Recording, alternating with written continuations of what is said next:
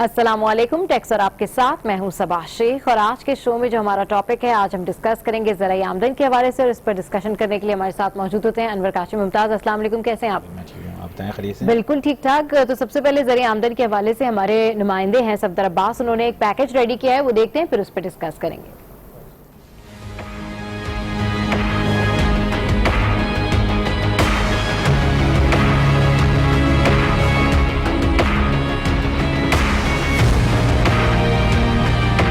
پاکستان میں ٹیکس وصولی میں نمایاں اضافہ، رواں مالی سال پہلی سہ ماہی میں تقریباً 960 ارب روپے ٹیکس وصولی ہوئی۔ سندھ نے ٹیکس کی مد میں 3 ماہ کے دوران 18 ارب 36 کروڑ روپے جمع کیے، تاہم زرعی آمدنی پر ٹیکس وصولی کا حجم کم رہا۔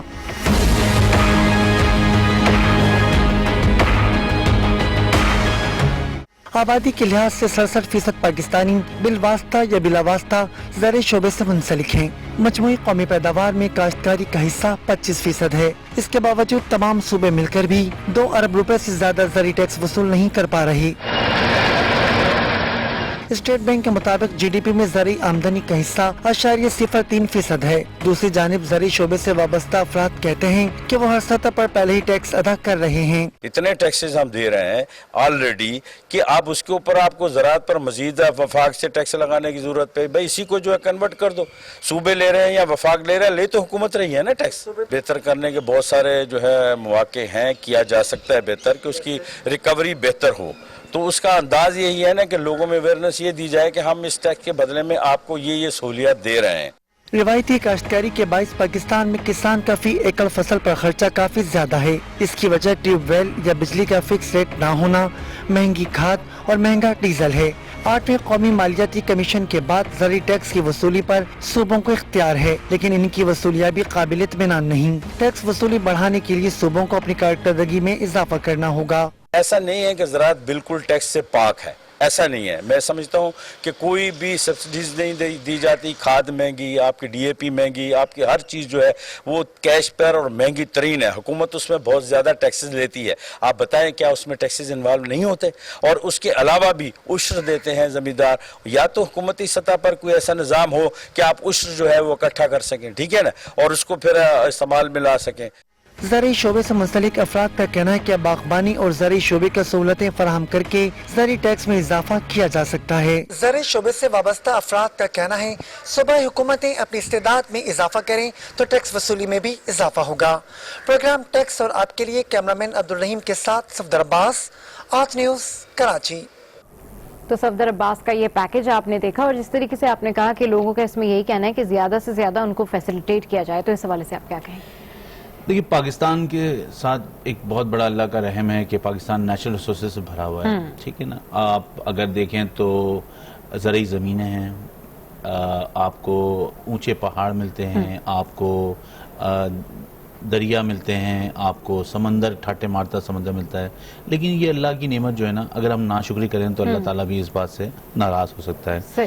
اب آج ہمارا کیونکہ ٹاپک ایگریکلچر ہے، اور ایگریکلچر کی انکم پہ جب بھی بہت بات ہوئی ہے، بڑی باتیں ہوتی ہیں، جب بھی بات ہوتی ہے تو لوگ بڑا اس میں سینٹیمنٹل ہو جاتے ہیں اور کہتے ہیں یہ جو ہے، لیکن جب کچھ لوگ کہتے ہیں کہ ایگریکلچر پہ ٹیکس نہیں ہے اس لیے ٹیکس کا نظام کمزور ہے، کچھ لوگ کہتے ہیں کہ جی ایگریکلچر پہ ٹیکس نہیں ہے کیونکہ وہاں پہ ڈاکومنٹیشن نہیں ہے، صحیح پہ ریکارڈ کیپنگ نہیں ہے۔ اب اگر ہم دیکھیں تو قانون کے دائرے میں یہ دیکھنا ہے کہ یہ ہے کس کے ڈومین میں، فیڈریشن کی ڈومین میں ہے، پروونس کی ڈومین میں ہے۔ تو ہم جب کانسٹیٹیوشن دیکھتے ہیں، پاکستان کا آئین دیکھتے ہیں، تو اس میں جو ہے فیڈریشن کے پاس یہ اختیار نہیں ہے کہ ایگریکلچر پہ انکم لے سکے، انکم ٹیکس لے سکے، یہ اختیار صوبوں کے پاس ہے۔ اور سندھ کی حکومت نے بھی، پنجاب کی حکومت نے بھی، اور دوسری حکومت صوبائی حکومت نے بھی ایگریکلچر انکم ٹیکس لگایا ہوا ہے۔ اب اس میں بہت سیریس ایشو ہے ڈسکلوجر کا، ڈاکومنٹیشن کا، اور صحیح طور پہ آمدنی کی اسسمنٹ کا، وہ میکینزم مسنگ ہے۔ اچھا، اور اس پہ صوبوں کو کام کرنی چاہیے۔ جب وہ کہتے ہیں کہ 18ویں ترمیم کے بعد ہمیں پروونشل اٹانومی ملی ہے، تو یہ ایک بہت بڑا ایریا ہے جہاں سے وہ ریونیو کلیکٹ کر سکتے ہیں اور صوبے کی عوام پہ خرچ کر سکتے ہیں۔ اور یہ پاکستان میں جو ایگریکلچر کا پوٹینشیل ہے، اس پہ پاکستان اس کو ایکسپورٹ بھی کر سکتا ہے۔ और इस पे सही तरह काम करना चाहिए, इसमें कॉर्पोरेट सेक्टर को इनवाइट करना चाहिए ताकि इसका सही जो पोटेंशियल है वो सामने आए और एक्सपोर्ट जो पाकिस्तान का एक बहुत बड़ा चैलेंज बना हुआ है उसमें भी ये अपना किरदार।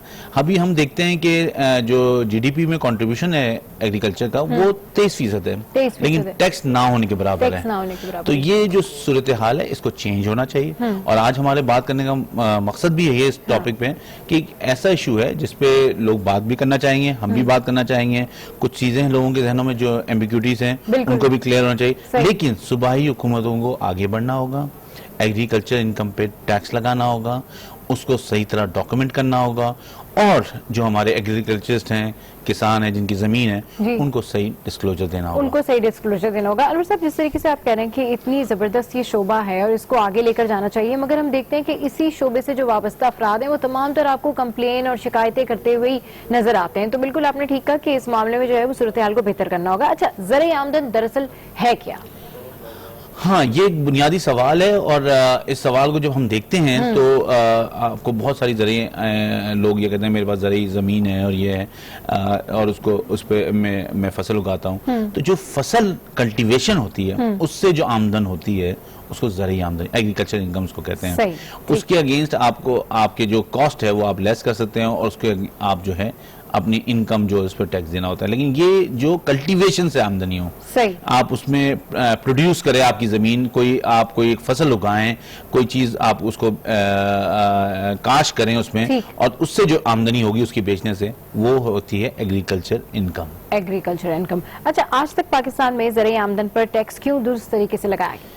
देखिए, ये कंफ्यूजन रहा है और इसमें बड़ा सियासी मसला रहा है। कुछ लोग ये कहते हैं कि क्योंकि जो एग्रीकल्चर्स हैं वो पार्लियामेंट में हैं इसलिए इस पर टैक्स नहीं लगता, क्योंकि ये जो है उनका इंटरेस्ट है तो इसलिए प्रोटेक्ट करते हैं। लेकिन बात ये है कि पाकिस्तान में अगर आप ये देखें कि ये कानून मौजूद है, सिर्फ विल की बात है। अच्छा। हम जो अब टैक्स निज़ाम को रो रहे हैं यहाँ पे पिछले 3 सालों से, वो यही रो रहे हैं कि कानून मौजूद है, इम्प्लीमेंटेशन की बात है, विल की बात है और लोगों को आगे बढ़ने की बात है। देखें, बात यह है कि मेरी लाखों एकड़ की जमीन है लेकिन मैं चंद टकों का टैक्स नहीं दे सकता हूँ। तो ये जो चीज है ना, ये माइंडसेट चेंज होना पड़ेगा। हम बिजनेस कम्युनिटी को भी यही कहते हैं, हम एग्रीकल्चर को भी यही बात कहते हैं कि भाई आपकी आमदनी है उसके मुताबिक उसको टैक्स दें। टैक्स देने से पैसे कम नहीं होते, टैक्स देने से पैसे कम नहीं होते। बिल्कुल, वैसे बिल्कुल ये बहुत आपने जबरदस्त की कि टैक्स देने से एक्चुअली पैसे कम नहीं होते, आप डॉक्यूमेंट हो जाते हैं और आप एक तरीकेकार के अंदर, एक सर्कल के अंदर आ जाते हैं। अच्छा, क्या ज़र-ए का डॉक्यूमेंट होना मुमकिन है? मुमकिन है और जरूरी भी है और ये होना पड़ेगा। अच्छा। देखें, बात ये है कि नामुमकिन तो दुनिया में कोई चीज नहीं है। नामुमकिन तो दुनिया में कोई चीज नहीं है। सही।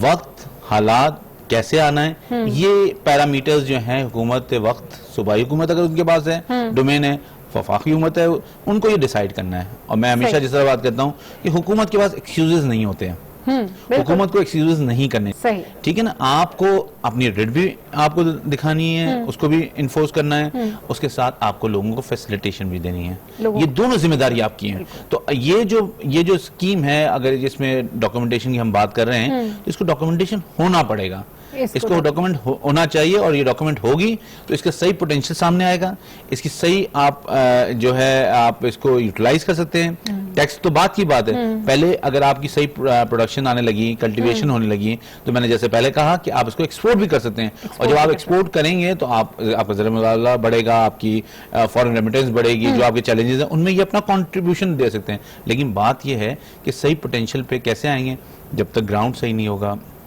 जब तक पूरी तरह डिस्क्लोज नहीं होगा कि कितनी जमीन पे कल्टीवेशन हो रही है, कितनी उसकी कॉस्ट प्राइस है, कितना उस पे आमदन हो रही है, तो वो जब तक चीजें नहीं होंगी, और ये हमारे जो किसान हैं, उनके बाद अगर छोटे किसान हैं, बड़े किसान हैं, एग्रीकल्चरिस्ट हैं, जो बड़े बड़े वो हैं, उनको सबको ये सोचना पड़ेगा कि ये अगर इस पे टैक्स है तो वो आगे बढ़े और टैक्स दें, आगे बढ़े और टैक्स दें। बिल्कुल, ज़र-ए आमदन के हवाले से आज के शो में हम डिस्कशन कर रहे हैं टैक्स और आप में यह वक्त एक ब्रेक का, so stay with us.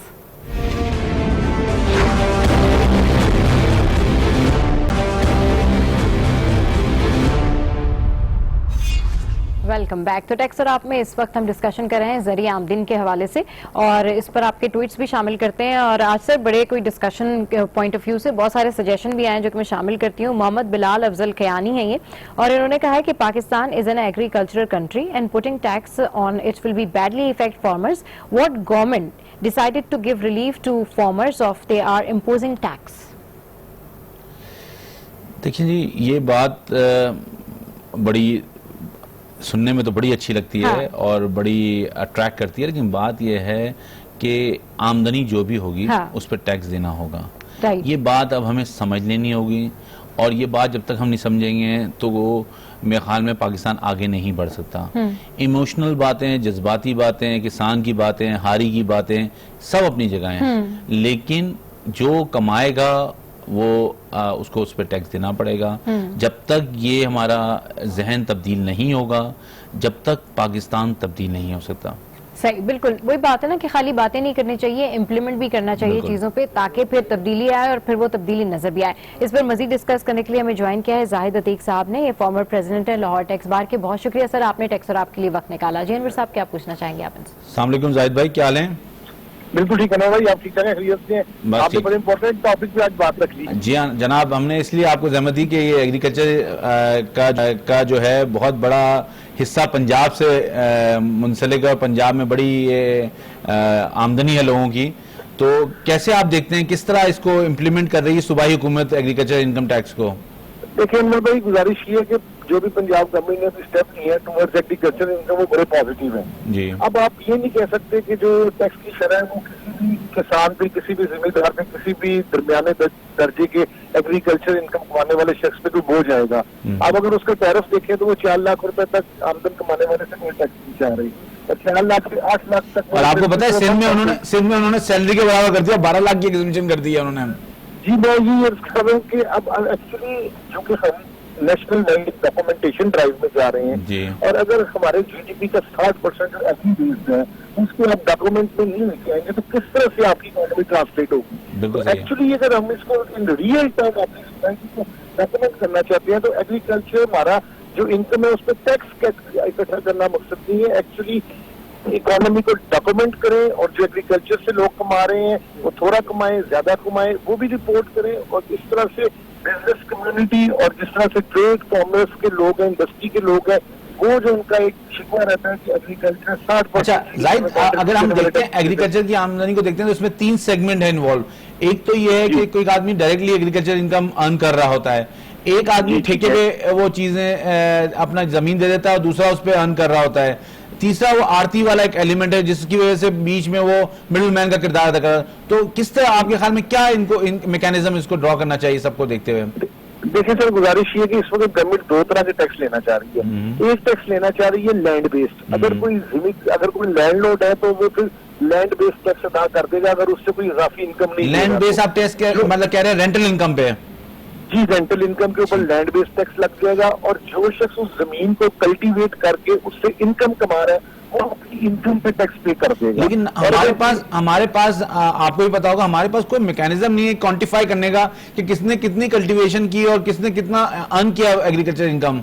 Actually अगर आप थोड़ा सा इसको नीचे ले जाएं, हम चूंकि इनकम टैक्स डिपार्टमेंट को देखते हैं और उस तरह से उनकी एक ऑर्गेनाइजेशन को देखते हैं कि वहाँ पे असेसमेंट का निजाम और इंफॉर्मेशन का निजाम, यहाँ भी जो इलाके के पटवारी होते हैं इनके पास मुकम्मल रिकॉर्ड होता है कि ये किसकी जमीन है, ये कौन सी काश्तकार है, इस पर किसका कब्जा है, मालिया कितना लेना है।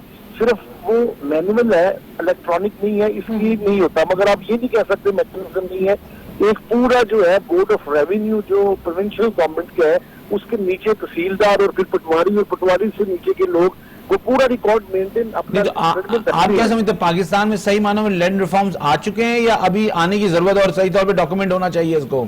देखिए मैं ये समझता हूँ अनवर भाई कि ये एक बिगिनिंग है, अभी पाकिस्तान लैंड रिफॉर्म्स की तरफ चला ही नहीं। लैंड रिफॉर्म जो करने की जरूरत है उसमें तो बड़ी सख्त बातें हो जाती हैं कि किसी भी शख्स को एक खास क्वांटिटी से ज्यादा जमीन इस तरह से रखने की कोई खास जरूरत नहीं है। बिल्कुल सही। तो वो तो फिर लैंड रिफॉर्म्स की तरफ अगर चलेंगे नहीं, हम वो नहीं कह रहे कि हम उसको नहीं कह रहे कि लोगों की जमीन है, लेकिन एटलीस्ट डॉक्यूमेंट तो होने चाहिए कि आपके पास कितनी जमीन है, मेरे पास कितनी जमीन है, या किसी और के पास कितनी जमीन है। पंजाब के अंदर अगर बात आप करें तो पंजाब में इस वक्त लैंड का सारा मोस्टली रिकॉर्ड अब कंप्यूटराइज हो चुका है। अच्छा। लोकेशन, उसका इंतकाल, उसके जो लोग उसको कास्ट कर रहे हैं, उनका मोस्टली जो मेजर चंक है वो कंप्यूटर पे आ चुका हुआ है। सही। तो आपका गवर्नमेंट ने इसमें काफी काम किया था। सही है। लेकिन मजीद इसमें कितना हम ऑटोमेशन करेंगे, और देखिए जो पंजाब गवर्नमेंट ने इतने कम रेट, और जिस तरह यहाँ पे सिंध गवर्नमेंट की मिसाल सैलरी के बराबर कर दी है, अब मैं ये समझता हूँ कि अब ये टैक्स किसी तरह से 1000, 2000 या 50 लाख तक इनकम कमाने वाले जो शहजाद हैं, उन पे आप देखिए कि 10-20 हजार टैक्स का बोझ है।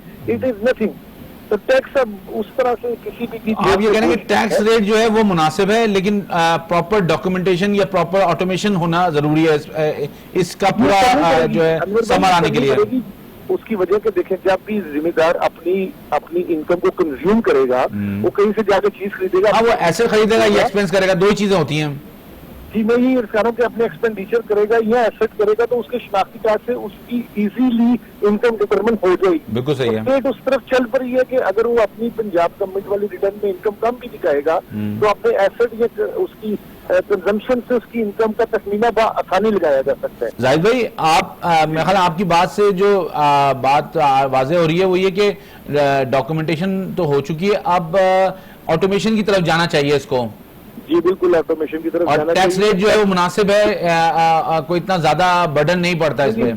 बिल्कुल टैरिफ नॉर्मल है, टैक्स बेस जो है वो हमारी सारी कैलकुलेटेड है, और उस कैलकुलेशन के मुताबिक ही टैक्स का रेट डिटरमिन किया गया है। और देखिए, अगर ये जो हमारे एग्रीकल्चरिस्ट भाई हैं, जो किसान भाई हैं, जो जिम्मेदार अफराद हैं, इन्होंने इस पैसे को कहीं ना कहीं आगे स्पेंड करना है। नहीं, बिल्कुल सही। लेकिन एफबीआर आरतियों से बड़ा वो उनको बॉदर करता है। आरती उनको आज तक कोई कैश नहीं कर पाए और वो उनकी हाथ में नहीं आ पाते, तो उनको किस तरह डॉक्यूमेंट करना चाहिए आरती को? एक्चुअली देखिए, आरती का जो कॉन्सेप्ट है ना, वो आरती की ट्रांजैक्शन बड़ी देर से हम डॉक्यूमेंट करने की कोशिश कर रहे हैं फेडरल लेवल पे एफपीआर के। जी हाँ। लेकिन उसमें खातिर कामयाबी इसलिए नहीं हो सकी कि एग्रीकल्चर इनकम नीचे से जो थी ना, वो फेडरल गवर्नमेंट की डोमेन में नहीं थी। ठीक है। तो वो पैसे कितने पास ऑन कर देता है, किस प्राइस पे बाइंग हुई, कंज्यूमर को क्या गई, तो वो फिर एफबीआर ने हमेशा से इसमें फिक्स टैक्स पे गुजारा किया है, और इत्तेफाक किया कि कम से कम फिक्स टैक्स की शक्ल में कुछ ना कुछ हमें मिलता रहे। नहीं, तो आप क्या समझते हैं? ये देखें, 180 मुल्कों ने कंबाइंड रिपोर्टिंग सिस्टम लगा लिया,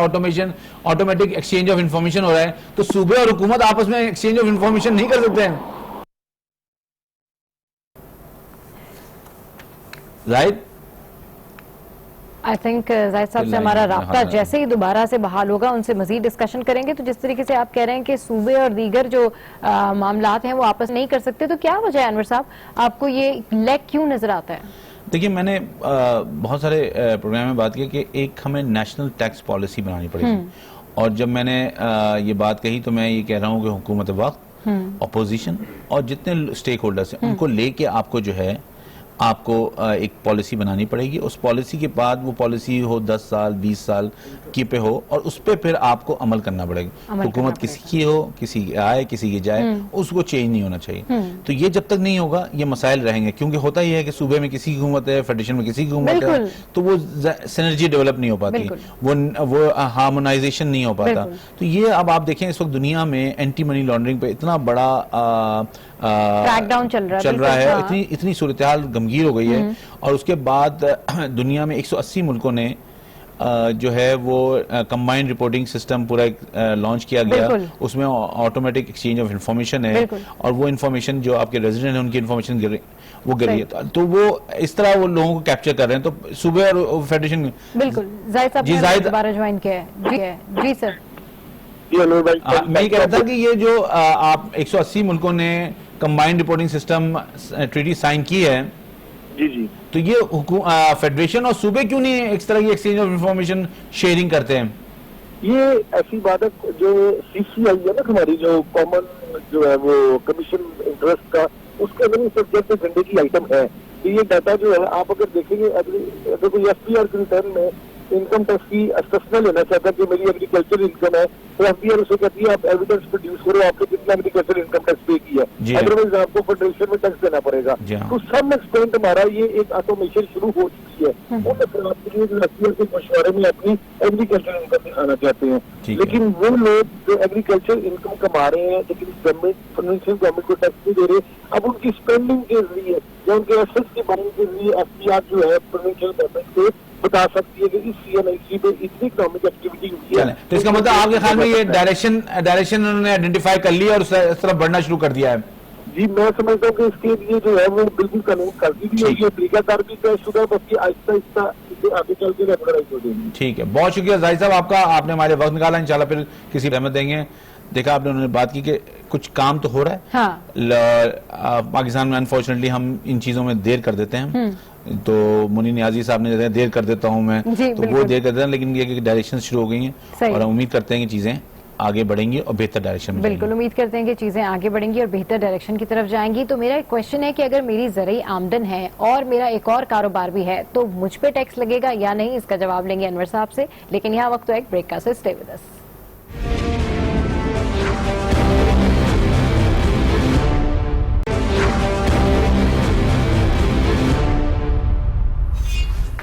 वेलकम बैक तो टैक्स और आप में इस वक्त हम डिस्कशन कर रहे हैं ज़रिए आमदनी के हवाले से, और मैंने ये क्वेश्चन किया था और बहुत सारे लोग ये क्वेश्चन पूछते हैं कि अगर उनकी ज़रिए आमदनी है और कोई और भी उनका जरिया इनकम है तो क्या उनके ऊपर टैक्स लगेगा, और अगर ऐसा पॉसिबल है तो उसकी क्या डिटेल्स हैं? जी अनवर साहब।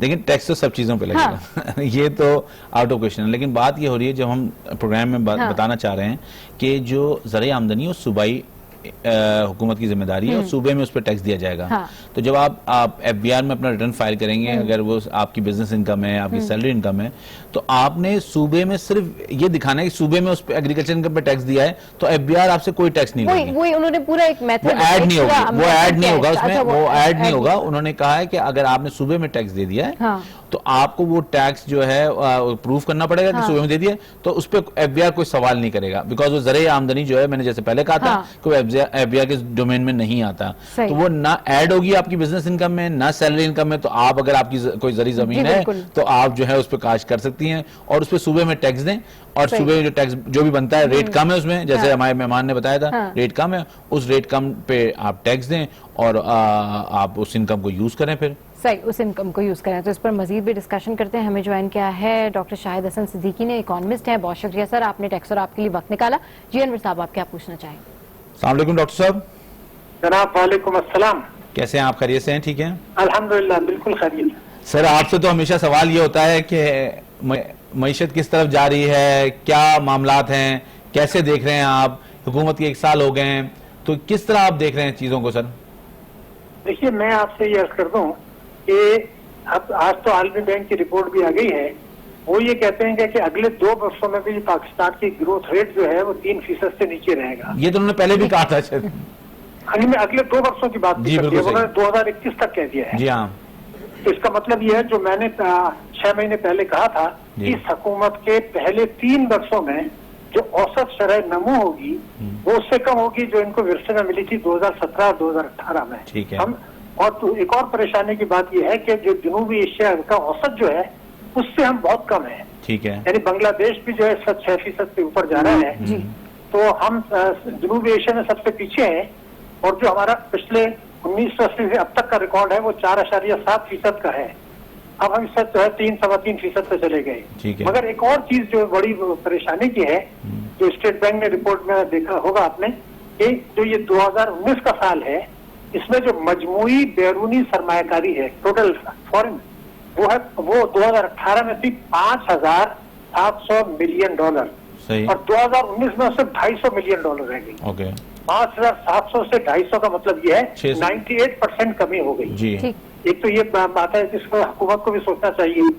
दूसरा ये था कि जो पिछले 10 बरस गुजरे थे 2018 तक, उसमें जो हमारा एक्सटर्नल डेट बढ़ा था वो बढ़ा था $4.9 अरब सालाना, यानी $5 अरब सालाना से कम। लेकिन 2019 में ये कोई $11.1 अरब बढ़ गया। सही। तीसरी बात ये थी जो आजकल पूरे पाकिस्तान में बात हो रही है कि 2018 में जो अफरात-ए-ज़र था वो 3.9% था। अब ये जो है ना वो 11% से ज्यादा हो गया, اور افراط زر کا مطلب یہ ہوتا ہے کہ عوام پر ایک ظالمانہ ٹیکس جو آپ کا خصوصی مضمون ہے، عوام کچھ لے جاتے ہیں، کم آمدنی والے افراد کچھ لے جاتے ہیں. اور ایک اور بات یہ تھی کہ روپے کی قدر میں زبردست کمی ہوئی. آپ نے دیکھا 124 روپے میں ان کو ملا تھا، 156 ہو گیا. اور برآمد کنندگان کو ہم نے سہولتیں بھی دی، اس کے باوجود اس سال برآمدات ہماری گر گئی. نہیں، لیکن حکومت نے کہا کہ جی ہمارا جو گیپ ہے وہ کم ہوا ہے. وہ میرے خیال میں اس لیے کم ہوا کہ امپورٹس کم ہوئی ہیں. آپ نے بالکل صحیح کہا. اسٹیٹ بینک نے بھی یہی پوائنٹ آؤٹ کیا کہ آپ نے انٹرسٹ ریٹ جو بڑھایا ہے اور دوسری چیزیں کی تو اس سے امپورٹس آپ کی کم ہوئی. لیکن لیکن ساتھ میں بڑا اہم نقطہ آپ نے ایک دم اٹھا دیا ہے. گورنر اسٹیٹ بینک نے یہ کہا ہے کہ یہ جو ٹریڈ ڈیفیسٹ اور کرنٹ اکاؤنٹ ڈیفیسٹ کم ہوا ہے، اس کے منفی اثرات بھی ہوئے. یعنی آپ کو پالیسی ریٹ جو ہے وہ بڑھانا پڑا، روپے کی قدر جو ہے گرانی پڑی تاکہ امپورٹس مہنگی ہو جائیں. تو آپ کی برآمدات تو گری لیکن ٹریڈ ڈیفیسٹ کم ہوا. لیکن کس کی کاسٹ پر؟ شرح نمو سونے پر. ہمیں کرنا تھا ایکسپورٹ کو بڑھانا تھا، ایکسپورٹ نہیں بڑھی ہماری. جی بالکل آپ نے صحیح کہا کہ ایکسپورٹ بڑھے گا تو زر مبادلہ آئے گا، لوگوں کو زیادہ روزگار ملے گا. امپورٹ کم ہونے سے روزگار کم ہوتا ہے. تو اسی لیے شرح نمو جو ہے وہ نیچے چلی گئی، قرضے بڑھ گئے. اور اب پریشانی یہ ہو رہی ہے ہمیں کہ قرضوں کی ادائیگی کی صلاحیت ہماری کمزور اس لیے ہو رہی ہے کہ اس حکومت کے دور میں جو ریزرو تھے وہ اسٹیٹ بینک کے وہ 2.9 ارب ڈالر کم ہوئے ہیں. حالانکہ قرضوں کے حجم میں 11.1 ارب ڈالر کا اضافہ ہوا ہے. اس کا مطلب یہ ہے کہ قرضوں کی ادائیگی کی صلاحیت جو ہے وہ کمزور ہو رہی ہے. تو ڈاکٹر یہ اتنی صورتحال جو ڈیفیکلٹ ہوتی جا رہی ہے اور عام آدمی کے پریشان کن ہوتی جا رہی ہے، تو حکومت تو پریشان نظر نہیں آ رہی. ان کے پاس سے تو بیانات یہ آ رہے ہیں کہ ٹیکس کے نمبر فائلز بھی بڑھ گئے ہیں، ٹیکس ریونیو کلیکشن بھی بڑھ گیا ہے، ہم نے کرنٹ اکاؤنٹ ڈیفیسٹ بھی کم کر دیا ہے. تو یہ کیا، اس کی وجہ کیا ہے؟ دیکھیے میں اس کا کرنٹ اکاؤنٹ ڈیفیسٹ کا تو میں نے آپ کو بتا دیا کہ وہ امپورٹ سے کم ہوا ہے، جس کا اشارہ آپ نے خود بھی کیا. جی بالکل. وہ برآمدات بڑھانے سے نہیں ہوا، تو یہ تو منفی ہے اور اس کے اپنے نیگیٹو اثرات ہیں. لیکن یہ آپ کا تو خصوصی شعبہ جو ہے وہ ٹیکسیشن ہے. ابھی آپ کے علم میں ہے کہ اس سال جو پہلے کوارٹر میں 111 ارب روپے ہدف سے کم ہوا ہے. مگر میں آپ کے چونکہ یہ ٹیکس کا آپ کا خصوصی شعبہ ہے پروگرام، میں ایک سوال اٹھانا چاہتا ہوں. اور یہ سوال میرا ہر تاجر، صنعت کار، برآمد کنندگان، زرعی شعبے سے وابستہ افراد، پراپرٹی افراد سے ہے. وہ ملک تو ہمارا ہے نا. اب آپ نے 5,550 ارب روپے کا ایف بی آر کا ہدف ہے جو آپ اپنے پروگراموں میں کہتے رہے ہیں. تو صوبوں کو آپ نے دے دیا 3,250 ارب روپیہ این ایف سی ایوارڈ کے تحت. اب آپ کے پاس 2,300 ارب روپیہ وفاق کے پاس بچتے ہیں ایف بی آر کے ٹیکسز میں. اس 2,300 ارب کے مقابلے میں سود جو ہے جو آپ کو قرضوں کا دینا ہے وہ 2,900 ارب ہے، دفعہ 1,150 ارب ہے. اس کا مطلب یہ ہوا کہ صرف 2 شعبوں میں آپ کا 1,800 ارب روپے کا شارٹ فال آ گیا. اور ابھی ترقیاتی اخراجات ترقی ملک پورا چلانا ہے، 1,800 کا شارٹ فال ہی آ گیا. دوسری چیز جو مجھے پریشانی کی ہے وہ یہ ہے کہ اس سال ہمارا جو بجٹ خسارہ ہے وہ رہے گا 8.9% رہا ہے 2019 میں. مگر تعلیم اور شعبوں میں جو آپ کا کمٹمنٹ تھا اس سے 4.4% آپ نے کمی کی ہے تعلیم اور صحت میں. اس کا مطلب یہ کہ اصل بجٹ خسارہ جو ہے وہ آپ کا 13% ہے جو ہم افورڈ ہی نہیں کر سکتے. تو ہمارے تاجروں، صنعت کاروں اور چونکہ آپ کے پاس جو لوگ آتے ہیں ان سے میرا سوال یہ ہے کہ بھائی 5,550 روپے کے ہدف میں جو کہ حاصل نہیں ہوگا ہمارا ملک تو چل ہی نہیں سکتا. تو آپ کیا توقعات لے کے یہ آگے چل رہے ہیں کہ ملک ترقی کرے گا؟ اس لیے کہ آپ کے اخراجات اتنے زیادہ ہیں اور ہماری پوٹینشیلٹی جیسے پرائم منسٹر نے کہا تھا کہ میں 8,000 ارب روپیہ اکٹھا کر کے دکھاؤں گا. اور چلیں ڈاکٹر صاحب ہم اس صورتحال میں پہنچ گئے، یہ آپ نے بالکل صحیح خاکہ کھینچا ہے. لیکن آپ یہ بتائیں کہ حکومت وقت کو کیا کرنا چاہیے؟ دیکھیے محترم، بات یہ تھی کہ حکومت وقت کو وہ کرنا چاہیے جو وہ کہتے رہے ہیں. مثلا میں آپ کو بتاؤں 25 سال سے 6 حکومتیں آئی ہیں، یہ 6ٹھی حکومت ہے. 1983 سے اب تک 5 حکومتیں آئی اور چلی گئیں، اب یہ 6ٹھی حکومت ہے. میں آپ کو 6 کی 6 حکومتوں نے یہ کہا کہ ہم ٹیکسوں کا منصفانہ نظام لائیں گے، معیشت کو دستاویزی بنائیں گے، ہر قسم کے آمدنی پہ ٹیکس لگائیں گے، جس میں زرعی شعبہ بھی ہے جو بھی آپ ڈسکس کر رہے تھے، جس پہ 3 ارب بھی نہیں ملتا پورے ملک میں. تو جب آپ یہ کرنے کے لیے تیار نہیں ہیں لیکن آپ کے ایجنڈے کا بڑا عام حصہ ہے تو آپ پہلے تو یہ فیصلہ کر لیں کہ تینوں جو پارٹیاں انہوں نے یہ کہا کہ اگر ہر قسم کی آمدنی پہ ٹیکس نہیں لگتا تو پاکستان کا ملک نہیں چل سکتا، پاکستان کی سلامتی کو خطرہ ہے. یہ سب کہتے ہیں لیکن کرنے کے لیے کوئی بھی تیار نہیں ہے. کبھی کوئی آرمی چیف کے پاس چلا جاتا ہے, کبھی پرائم منسٹر کے پاس. اور اب آپ نے یہ کہا کہ جناب ٹیکس کی چوری جو ہے اس کو وہ ہمارا FBI وہ نہیں دیکھے گا, نیب. میں آپ سے ایک جملہ کہنا چاہتا ہوں, آپ کے علم میں بھی ہے کہ ٹیکسوں کی چوری اور ٹیکسوں کے مراد کے جو نقصانات ہیں وہ کرپشن سے زیادہ ہیں. جی ہاں بالکل. اگر یعنی آپ کو پتا ہے کہ 9,000 اگر ہے تو 4,000 ارب کے لاسز ہیں, کرپشن سے تو 3,000 کے قریب ہے. تو اگر نیب نے یہ بھی نہیں دیکھے گا تو نیب پھر دیکھے گا کیا؟ تو میرا کہنا یہ تھا کہ یہ ملک ہمارا ہے, آج یہ فیصلہ کر لیں کہ ہمیں کتنا ٹیکس چاہیے ہے. اب میں آپ کو ایک اور بات کہوں, اشرف صاحب آج بھی حکومت میں ہیں. اشرف صاحب نے 2005 میں یہ کہا تھا جب وہ حکومت میں تھے, گورنر اسٹیٹ بینک, کہ جب ٹیکس کی چوری ہم روکیں گے اس کے بعد GST جو ہے وہ 15 سے 5 پر آ جائے گا, پیٹرولیم لیوی ختم ہو جائے گا. وہ تو نہیں ہوا, 15 سے 17 پر آ گیا, پیٹرولیم لیوی ٹکنا ہو گیا. جی ہاں بالکل. اب شبر زیدی صاحب یہ کہہ رہے ہیں 14 سال کے بعد کہ ذرا جب ٹیکس کی چوری رکیں گے تو GST کم ہو جائے گا. یہ تو ہوا نہیں ہے, یہ تو بڑھ رہا ہے. میرا کہنا یہ تھا کہ آج اب فیصلہ اس قوم کو, حکمرانوں کو اور آپ کو بھی کرنا پڑے گا, کیونکہ آپ لوگوں کو ایجوکیٹ کرتے ہیں. ان کو اگر یہ بتایا جائے 20 کروڑ 22 کروڑ آدمیوں کو کوئی 5-6 ہزار میں تو یہ ملک چل ہی نہیں سکتا ہے. آپ کے قرضے, سود, اب آپ یہ دیکھیے نا کہ تعلیم آپ کی سب سے کم ہے ایشیا میں. گلوبل کمپٹیٹیو انڈیکس والے یہ کہہ رہے ہیں کہ پاکستان 3 ڈگری نیچے چلا گیا. جی ہاں بالکل. اور آپ کا گلوبل ہنگر انڈیکس یہ کہہ رہا ہے کہ پاکستان میں جو 5 سال سے کم عمر کے بچے ہیں وہ جلدی مر جاتے ہیں. قد کے لحاظ سے ان کا جو ہے وہ قد کے عمر کے لحاظ سے قد کم ہے اور قد کے لحاظ سے ان کا وزن کم ہے. تو آپ کے خیال میں سلوشن جو ہے وہ یہ ہے کہ ساری آمدنی پہ ٹیکس لگائے حکومت اور GST کو بھی کم کرے تاکہ عام آدمی پہ بوجھ کم ہو؟ بلا شبہ اب جو ان کے منشور میں بھی, تینوں پارٹی کے منشور میں ہے. میں آپ کو بتا دوں, ٹھیک ہے. تو جو آپ نے بالکل صحیح سمجھ کیا کہ جو کہتے ہیں وہ کریں, اس کے بغیر یہ کرنا کہ یہ کم کر دیا وہ زیادہ کر دیا, ہم نے ٹیکس پہ زیادہ لے لی, یہ سب جو ہے نا جگلری ہے.